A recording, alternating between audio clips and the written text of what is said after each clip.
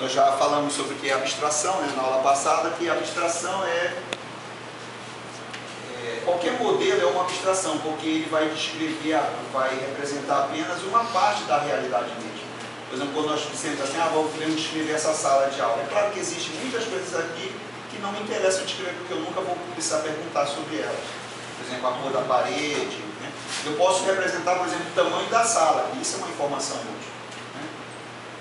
Posso representar o horário, colocar assim, a locação da sala nesse horário aqui, de 15 a 17, também é uma informação importante. Mas eu não vou descrever, por exemplo, o que estava escrito no quadro do fundo da sala. Então isso eu já abstraí, né? Quer dizer, não precisei dessa informação. Que cor era aquele quadro? Que cor é o quadro que está no fundo da sala? Quem já observou isso? Muitas vezes a gente entra e sai, né, da sala e não consegue lembrar quantos quadros tem, quantos ventiladores tem. Porque nós vivemos abstraindo, isso é abstração, né?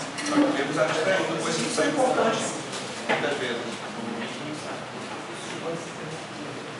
Bem, então, não é possível ainda usar uma linguagem natural para programar os computadores que nós temos aí, os computadores que estão à nossa disposição. Existem pesquisas, né, que buscam construir alguns computadores mais sofisticados que para domínios pequenos conseguem entender, entre aspas, a linguagem natural.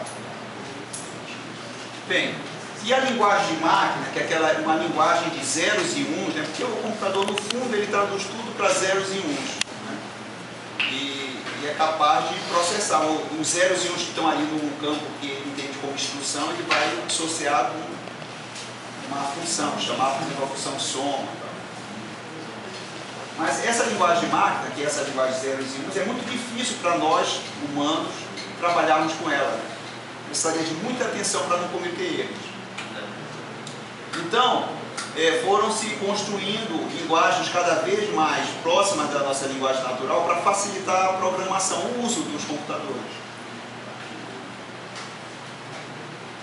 Então as linguagens de programação elas são mais próximas da nossa linguagem natural e permitindo que nós possamos dar mais atenção para a compreensão do problema, né, do que para a própria codificação.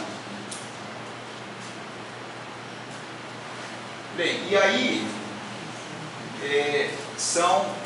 para que esses programas escritos nessa linguagem de programação de alto nível possam ser executados pela máquina, é necessário que eles sejam traduzidos dessa linguagem de alto nível para a linguagem de máquina, né, que é a linguagem que a máquina entende. Então há necessidade de que sejam disponibilizados nessa máquina, nesse computador, tradutores, né, tradutores que traduzam programas lá de Haskell para a linguagem de máquina, programas Fortran, C, Pascal, Java. Né? Cada um desses programas precisa ser traduzido para a linguagem de máquina por tradutores especiais. Como construir tradutores é muito difícil, é necessário que essa linguagem de programação seja uma linguagem simples, né? Para que os tradutores possam ser construídos. Nós não temos ainda tradutores que traduzam por exemplo, a especificação de uma solução escrita em linguagem natural para um programa em linguagem máquina. Não existem esses tradutores, porque a linguagem natural é muito complexa. É por isso que nós precisamos dessa linguagem de programação.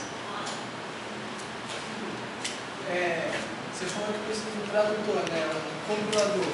Sim, o compilador é um tradutor.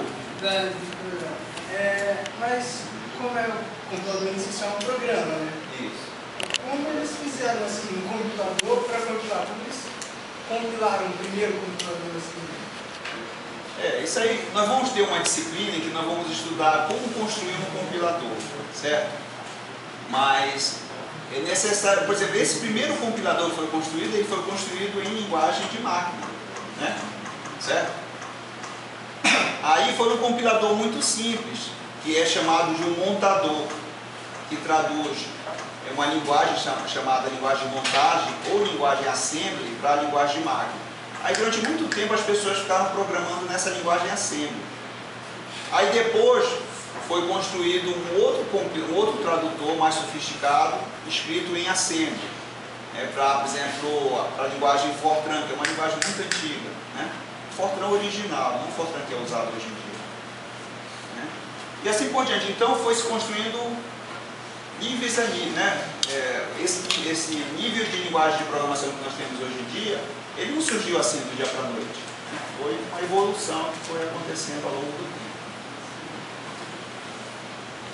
Bem, então, um programa ele tem propriedades, né? Uma propriedade que é interessante e todos nós vamos buscar fazer com que os nossos programas tenham essa propriedade é uma propriedade chamada correção. A correção significa o seguinte: o programa que nós construímos está descrevendo, é um modelo apropriado para solucionar o problema que nós queremos. Ele não é um programa que resolve todos os problemas do mundo, menos o que interessa. É o contrário, ele resolve o problema que interessa. Por isso que ele é um programa que tem essa propriedade correta, né? O programa deve descrever corretamente o conhecimento segundo a intenção desejada. Quer dizer, deve ser uma solução para o problema especificado. Outra propriedade, existem muitas propriedades que nós não vamos falar aqui, mas uma outra propriedade que podemos pensar é o desempenho, né? Nós podemos ter dois programas aqui que descrevem a mesma função, resolvem o mesmo problema. Um leva um dia para processar, para chegar à solução, o outro leva 1 hora. Né? Os dois programas estão corretos, mas o que leva 1 hora tem um desempenho melhor, mais eficiente do que o que leva 1 dia.